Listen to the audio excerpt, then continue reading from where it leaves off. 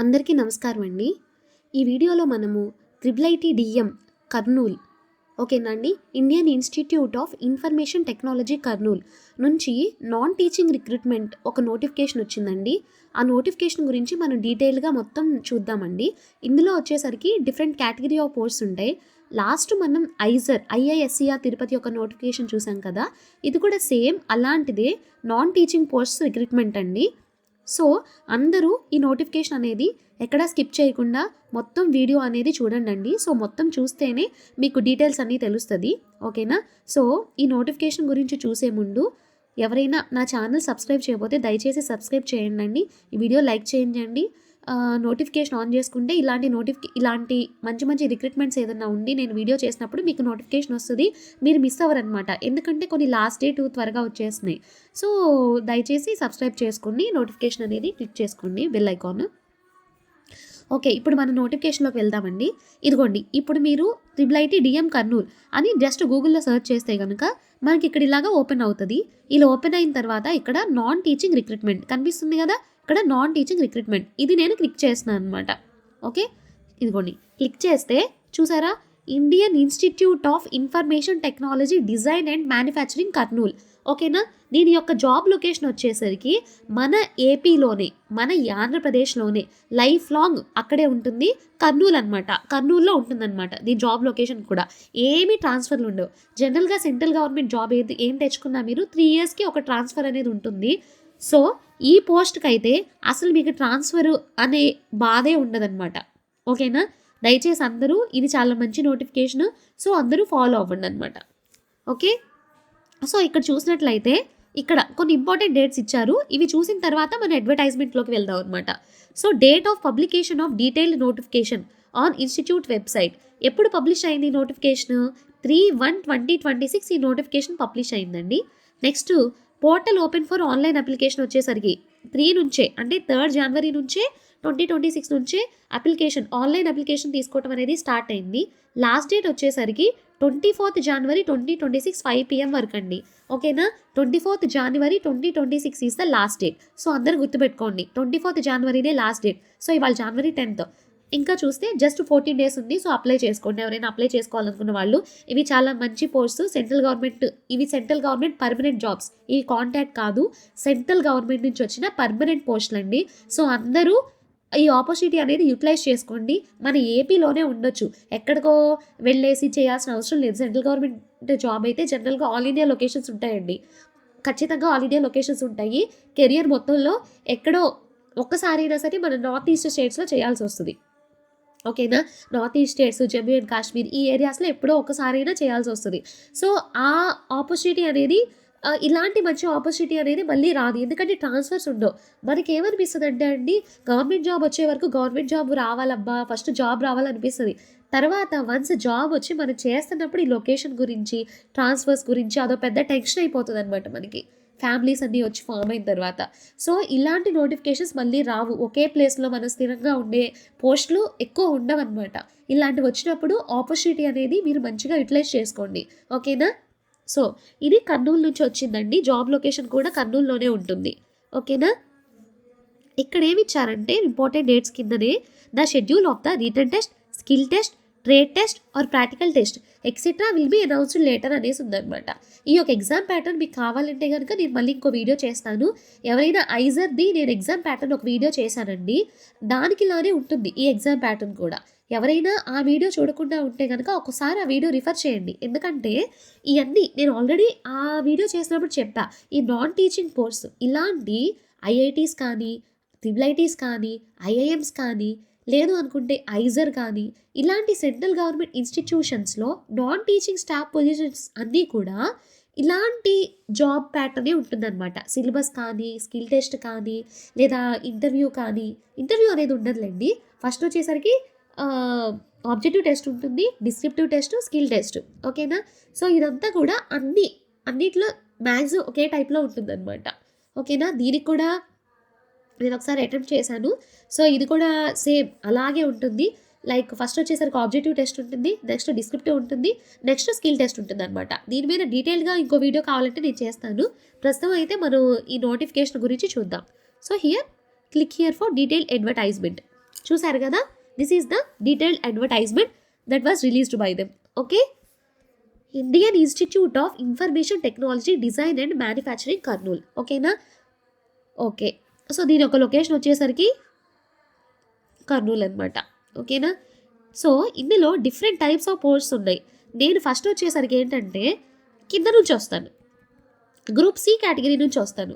ఎందుకంటే చాలామంది ఎలిజిబిలిటీ అనేది group C, group B, group ఏగా వెళ్తుంది. నేను ఫస్టే గ్రూప్ ఏ నుంచి వస్తుంటే చాలామందికి ఇంట్రెస్ట్ ఉండట్లేదు చూడటానికి.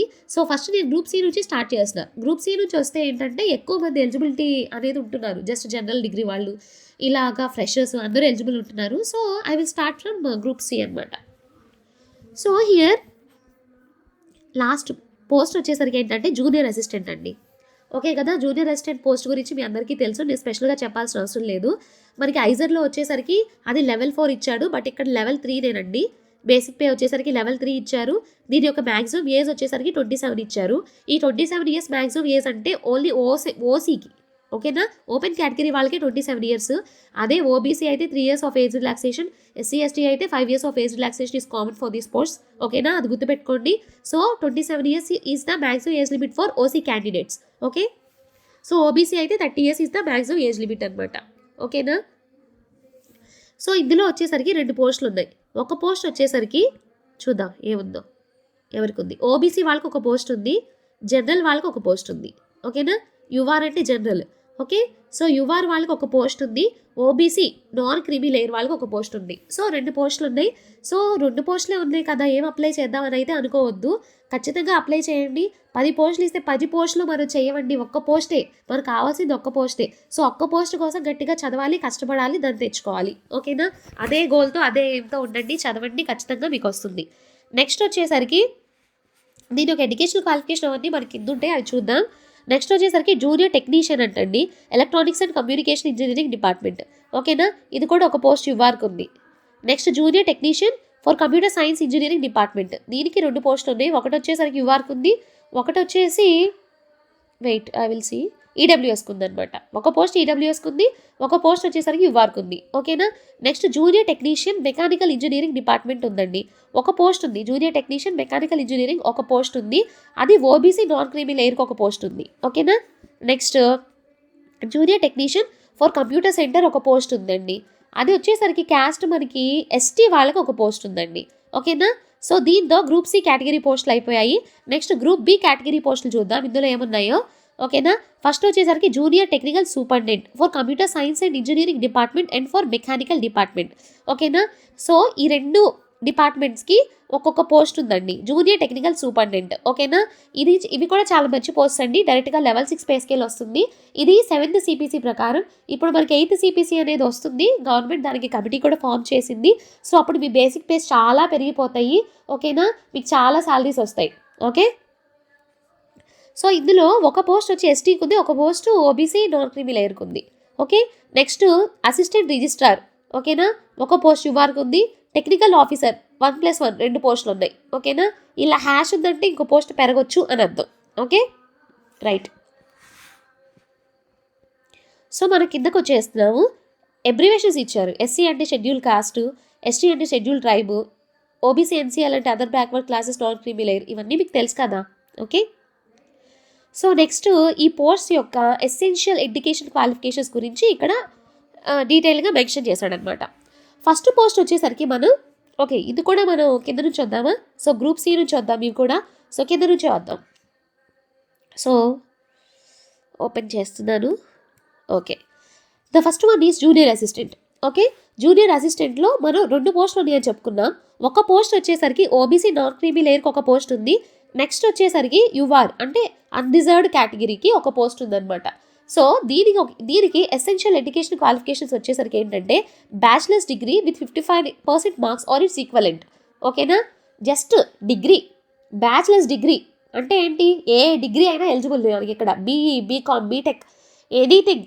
ఓకేనా, ఎనీ డిగ్రీ ఈస్ ఎలిజిబుల్ అనమాట. కానీ 55% ఆఫ్ మార్క్స్ అనేది ఖచ్చితంగా స్కోర్ చేయాలి వాళ్ళు.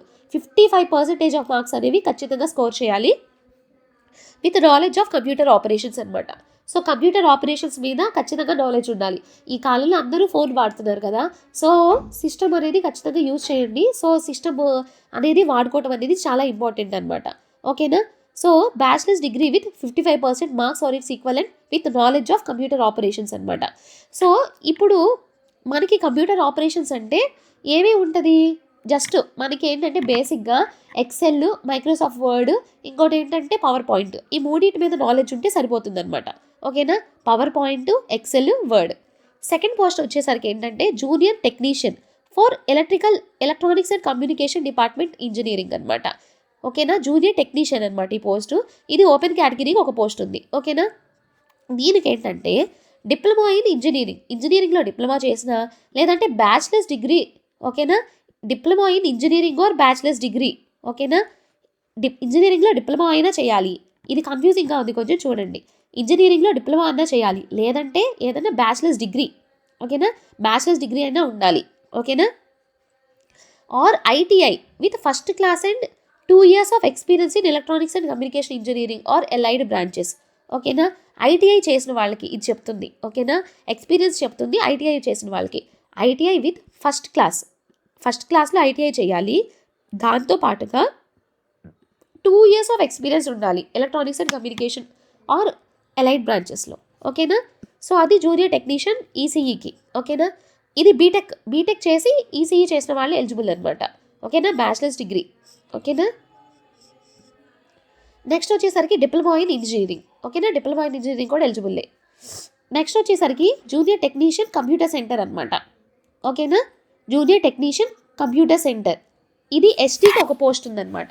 జూనియర్ టెక్నీషియన్ కంప్యూటర్ సెంటర్లో ఎస్టీ కేటగిరీకి ఒక పోస్ట్ ఉంది. సో దీనికి వచ్చేసరికి diploma in engineering or bachelor's degree. ఓకేనా. ఇంజనీరింగ్లో డిప్లొమా ఉండాలి, లేదు అనుకుంటే బ్యాచిలర్స్ డిగ్రీ ఉండాలి, లేదంటే ఐటీఐ చేయాలన్నమాట. ఐటీఐ చేసి 2 years ఆఫ్ ఎక్స్పీరియన్స్ ఉండాలి కంప్యూటర్ సైన్స్లో. సేమ్ ఈసీఈ ఇక్కడ, అక్కడ కంప్యూటర్ సైన్స్. నెక్స్ట్ పోస్ట్ వచ్చేసరికి junior technician for computer science and engineering department. రెండు సేమే కదా. ఓకే. ఇది కంప్యూటర్ సెంటర్ అండి, ఇది కంప్యూటర్ సెంటరు. ఓకేనా. అది వచ్చేసరికి computer science and engineering department. అంటే ఇది computer science and engineering department అని ఇది ఆ పర్టికులర్ బ్రాంచ్కి ఉంటుంది. ఇది కంప్యూటర్ సెంటర్ అంటే ఏంటంటే మనకి సిస్టమ్స్ గురించి, ఇన్స్టిట్యూట్లో సిస్టమ్స్ అన్నీ ఉంటాయి కదా, వాటిని మెయింటైన్ చేసేది కంప్యూటర్ సెంటర్ అనమాట. కంప్యూటర్ సైన్స్ అండ్ ఇంజనీరింగ్ అంటే బ్రాంచ్కి వర్క్ చేయాలి మీరు. ఓకేనా. అది డిఫరెన్స్ అక్కడ. Excuse me. సో ఇక్కడ diploma in engineering or bachelor's degree or ITI with first class and 2 years of experience in computer science and engineering or allied branches. Same junior technician for computer సైన్స్కి ఏమైతే ఉన్నాయో same అదే education qualification అనేది దీనికి కూడా ఉంది. Diploma in engineering or bachelor's degree or ITI అనమాట. ITI first క్లాస్లో చేసి 2 years ఆఫ్ ఎక్స్పీరియన్స్ ఉండాలి కంప్యూటర్ సైన్స్లో. సో వాళ్ళు ఎలిజిబుల్. ఇక్కడ ఒకటి ఇచ్చారు, మీరు గమనించండి. ఓకేనా. ఇది చూడండి. ITI with first class and 2 years of experience in computer science and engineering or allied branches అన్నాడు. కంప్యూటర్ సైన్స్లోనే ఎక్స్పీరియన్స్ అవసరం లేదు, దానికి రిలేటెడ్ బ్రాంచెస్లో కూడా ఉండొచ్చు అని దాని అర్థం, ఆర్ అలైడ్ బ్రాంచెస్ అంటే. ఓకేనా. ఇలాంటి చిన్న చిన్న వాటి దగ్గరే మనం కన్ఫ్యూజ్ అవుతామండి. సో అందుకే నేను అవి స్ట్రెస్ చేసి చెప్తున్నా. ఓకే. నెక్స్ట్ వచ్చేసరికి junior technician for mechanical engineering department. ఇది వచ్చేసరికి ఒక పోస్ట్ ఓబీసీకి ఉందన్నమాట. సో దీనికి కూడా డిప్లొమా ఇన్ ఇంజనీరింగ్ చేయాలి, లేదా బ్యాచిలర్స్ డిగ్రీ అనేది ఉండాలి. ఓకేనా. డిప్లొమా ఇన్ ఇంజనీరింగ్ చేయాలి, లేదా బ్యాచిలర్స్ డిగ్రీ ఉండాలి. లేదు అనుకుంటే ఐటీఐ చేసి అందులో ఫస్ట్ క్లాస్ చేయాలి, ఫస్ట్ క్లాస్ రావాలి ఐటీఐలో. 2 years of experience in mechanical engineering or allied branches. ఓకేనా. మెకానికల్ ఇంజనీరింగ్లో 2 years ఆఫ్ ఎక్స్పీరియన్స్ ఉండాలి ఐటీఐ చేసిన వాళ్ళకి, వాళ్ళు ఎలిజిబుల్ జూనియర్ టెక్నీషియన్ మెకానికల్ ఇంజనీరింగ్కి. Okay. Excuse me. Next physical training instructor అనమాట. ఓకేనా. పీఈటీ వాళ్ళు అనమాట. Bachelor's of physical education with first class and 3 years of experience with BPEd. Okay. Next staff nurse కూడా ఒక పోస్ట్ ఉంది ఈడబ్ల్యూఎస్ కేటగిరీలో. వాళ్ళకి ఏంటంటే BSc from a recognised university with first class in nursing and 2 years of experience after BSc అనమాట. దీనికి ఏంటిది, staff nurse అంటే ఏంటి, ఇది ఈడబ్ల్యూఎస్ కేటగిరీకి ఒక పోస్ట్ ఉంది. ఓకేనా. స్టాఫ్ నర్స్ అంటే ఈడబ్ల్యూఎస్ కేటగిరీకి ఒక పోస్ట్ ఉంది. అదేంటిది, BSc from a recognised university యూనివర్సిటీలో బీఎస్సీ నర్సింగ్ అనేది చేయాలి. ఓకేనా, అది ఫస్ట్ క్లాస్లో ఉండాలి. మళ్ళీ 2 years ఆఫ్ ఎక్స్పీరియన్స్ ఉండాలన్నమాట బీఎస్సీ తర్వాత. లేదు అనుకుంటే 3 years డిప్లొమా ఉండాలి first class of nursing and mid wife కింద, విత్ 5 years ఆఫ్ ఎక్స్పీరియన్స్ అనేది ఉండాలన్నమాట. నెక్స్ట్ జూనియర్ సూపరింటెండెంట్ పోస్ట్ ఇందులో కూడా పడిందండి. 2 పోస్టులు ఉన్నాయి. ఇవి మంచి పోస్టులు, దయచేసి అప్లై చేసుకోండి. ఓకేనా, junior superintendent is a very good post. Okay, ఇందులో ఒకటి యువార్కు ఉంది, ఓబీసీ ఎన్సీఎల్కి ఒకటి ఉందన్నమాట. ఓకేనా, ఇదేంటంటే bachelor's degree with 55% marks or its equivalent and 6 years of experience in administration or accounts or academics or stores and purchase అనమాట. ఓకే, జూనియర్ సూపరింటెండెంట్కి ఏంటంటే బ్యాచిలర్స్ డిగ్రీ 55% మార్క్స్తో ఉండాలి. దానితో పాటుగా ఓకేనా 6 years ఎక్స్పీరియన్స్ అనేది అడుగుతున్నారండి. సో అడ్మినిస్ట్రేషన్లో 6 years ఎక్స్పీరియన్స్ ఉన్న వాళ్ళే దీనికి ఎలిజిబుల్. ఓకేనా, మిగతా వాళ్ళు ఎలిజిబుల్ కాదు. నెక్స్ట్ వచ్చేసరికి junior technical superintendent for mechanical engineering ఒక పోస్ట్ ఉందండి. ఓకేనా, junior technical superintendent for mechanical engineering ఒక పోస్ట్ ఉంది ఓబీసీకి. వాళ్ళకి ఏంటంటే BE or BTech with first class mechanical engineering and 5 years of experience after UG degree. ఓకేనా, BE or BTech with first class in mechanical ఇంజనీరింగ్లో BE or BTech చేసి 5 years experience ఉండాలంట. ఓకేనా, యూజీ డిగ్రీ తర్వాత అంటే గ్రాడ్యుయేషన్ అయిన తర్వాత. Next వచ్చేసరికి junior technical superintendent for computer science and engineering department. దీనికి ఏంటంటే బీఈ కానీ బీటెక్ కానీ ఎంఎస్సీ కానీ ఎంసీఏ కానీ ఫస్ట్ క్లాస్లో పాస్ అయ్యి 5 years ఆఫ్ ఎక్స్పీరియన్స్ ఉండాలి. ఓకేనా, the relevant areas or computer science and engineering are relied branches. Relevant area వచ్చేసరికి కంప్యూటర్ సిఎస్సి రిలేటెడ్గా 5 years ఎక్స్పీరియన్స్ ఉండాలి సిఎస్సిలో డిగ్రీ చేసి. నెక్స్ట్ వచ్చేసరికి అసిస్టెంట్ రిజిస్ట్రార్ చాలా పెద్ద పోస్టు. ఓకే, సో దీనికి ఖచ్చితంగా పీజీ అడుగుతారు అండి. ఓకేనా, సో పోస్ట్ గ్రాడ్యుయేట్ డిగ్రీ అంటే ఎంబీఏ ఎంసీఏ ఈ చేసిన వాళ్ళు ఉంటారు కదా, డిగ్రీ చేసిన వాళ్ళు ఈజీగా క్రాక్ చేయొచ్చు. So a post graduate degree with 55% marks or its equivalent. ఓకేనా, a post graduate degree with 55% marks or its equivalent desirable అంటే పోస్ట్ గ్రాడ్యుయేట్ ఉంటే ఎలిజిబుల్లే, బట్ ఇవి ఉంటే వాళ్ళకు ఒక యాడెడ్ అడ్వాంటేజ్. డిజైరబుల్ అంటే ఏంటంటే ఈ యొక్క క్వాలిఫికేషన్స్ ఉంటే it will be added advantage for them అనమాట. సో డిజైరబుల్లో చూస్తే ప్రొఫెషనల్ క్వాలిఫికేషన్ ఇన్ మేనేజ్మెంట్ కానీ ఫైనాన్స్ కానీ అకౌంట్స్ కానీ, లేదు అంటే experience in handling administration or legal or finance or stores and purchase or establishment matters. So వీటిలో కనుక వాళ్ళకి ఎక్స్పీరియన్స్ ఉంటే కనుక it will be added advantage for them for this recruitment. Okay, next post వచ్చేసరికి technical officer. ఓకేనా, technical officer against lien vacancy ఒకటి ఉంది, యువార్క్ ఉంది ఒక పోస్ట్ ఉంది. ఓకేనా, BE BTech MSc MCA with first class and 8 years of experience after the UG degree in relevant area. 8 years అడుగుతున్నారండి. బీఈ ఆర్ బీటెక్ చేసిన తర్వాత 8 years ఎక్స్పీరియన్స్ ఉండాలి. లేదు అనుకుంటే ఎంఈ ఆర్ ఎంటెక్ ఫస్ట్ క్లాస్లో చేసి 5 years ఆఫ్ ఎక్స్పీరియన్స్ ఉండాలి. ఓకేనా, రిలవెంట్ ఏరియా వచ్చేసరికి computer science or allied branches. ఓకేనా, CSC or allied branches. Next వచ్చేసరికి టెక్నికల్ ఆఫీసర్ యూఆర్కి ఒక పోస్ట్ ఉంది. ఓకేనా, అదేంటంటే BE BTech MSc MCA with first class and 8 years of experience after the UG degree in relevant area. ఓకేనా, technical officer దీనికి ఏంటంటే ఇది కూడా సేమ్ కింద పోస్ట్ లానే 8 years ఆఫ్ ఎక్స్పీరియన్స్ ఉండాలి ఆఫ్టర్ యూజీ డిగ్రీ తర్వాత. లేదు ఎంఈ ఎంటెక్ చేస్తే 5 years ఆఫ్ ఎక్స్పీరియన్స్ ఉండాలి. దీని ఒక రిలేటెడ్ బ్రాంచ్ వచ్చేసరికి మెకానికల్ ఇంజనీరింగ్ అనమాట. ఓకేనా, మెకానికల్ ఇంజనీరింగ్ కానీ ఈసీఈ కానీ. ఓకే, సో ఉన్న పోస్టులు అన్నిటికీ కూడా and number of posts and educational qualifications అన్నీ కూడా క్లియర్గా ఇచ్చారు. అవన్నీ క్లియర్గా నేను ఎక్స్ప్లెయిన్ చేశాను. వీటిలో ఏమైనా డౌట్స్ ఉంటే మీకు కింద కమెంట్ సెక్షన్లో కమెంట్ చేయండి. So I will be explain detail about that. ఓకేనా, సో కొన్ని ఇంపార్టెంట్ నోట్స్ ఇచ్చాడు. ఏంటి, the candidates having the strong knowledge of networking hardware and system administration shall be given preference అనమాట. ఏం పోస్టులకి, టెక్నికల్ ఆఫీసరు ఇలా కంప్యూటర్ సైన్స్ రిలేటెడ్ పోస్టులు ఉన్నాయి కదా, వాళ్ళకి చెప్తున్నాడు నెట్వర్కింగ్ కానీ హార్డ్వేర్ కానీ సిస్టమ్ అడ్మినిస్ట్రేషన్లో ఉన్న వాళ్ళకి ప్రిఫరెన్స్ ఇస్తామని. Next technical officer against lean vacancy ఇవాళ ఒకటి ఉంది కదా, ఆ వేకెన్సీ గురించి చెప్తున్నాడు. The vacancy is against post on which an individual holds lead. ఓకేనా, లీన్గా ఉన్న వాళ్ళకి ఆ పోస్ట్ అనేది రిజర్వ్ అయి ఉంటుందంట. ద లీన్ పీరియడ్ వచ్చేసరికి ఏంటంటే 1/1/2026 నుంచి 31/12/2027 వరకే అనమాట.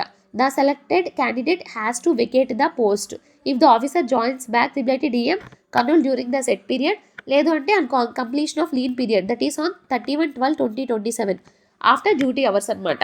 ఓకేనా, the number of vacancies may be increased or decreased without any notification. ఓకేనా. ఈ నోటిఫికేషన్ అంటే ఏంటంటే ఇలా జనరల్గా ప్రతిదానికి ఇస్తారండి. సో ఈ నెంబర్ ఆఫ్ వేకెన్సీస్ అన్నీ కూడా ఇంక్రీజ్ అవ్వచ్చు, డిక్రీజ్ అవ్వచ్చు, లేదంటే అసలు ఈ నోటిఫికేషన్ క్యాన్సిల్ చేయొచ్చు అని జనరల్గా ఇచ్చిన ప్రతి గైడ్ లైన్స్లోనూ ఇస్తారనమాట. ఓకేనా. ఓకే. ఇక్కడ చాలామందికి లీన్ వేకెన్సీ అంటే ఏంటబ్బా అర్థం కాలేదు అని అనుకుంటున్నట్టున్నారు. అది ఇప్పుడు మీకు అర్థం కాదేమోనని నాకు మళ్ళీ థాట్ వచ్చి మళ్ళీ బ్యాక్ వచ్చాను. ఇదేంటంటే లీన్ అంటే కాంటాక్ట్. ఓకేనా. కాంటాక్ట్ వేకెన్సీ అని అర్థం. ఓకేనా. ఇది పర్మనెంట్ పోస్ట్ కాదు, ఓన్లీ ఒక్క పోస్టే. టెక్నికల్ ఆఫీసర్ ఇచ్చిన ఒక్క పోస్టే, ఆ ఒక్క పోస్ట్ కాంటాక్ట్ బేసిస్ అని చెప్తున్నాడు అనమాట. అంతే. దాని యొక్క పీరియడ్ వచ్చేసరికి మెన్షన్ చేశాడు 1 year పీరియడ్. ఓకేనా. 1 year కాదు, సారీ 2 years. ఓకేనా. 26, 27 2 years. ఓకేనా.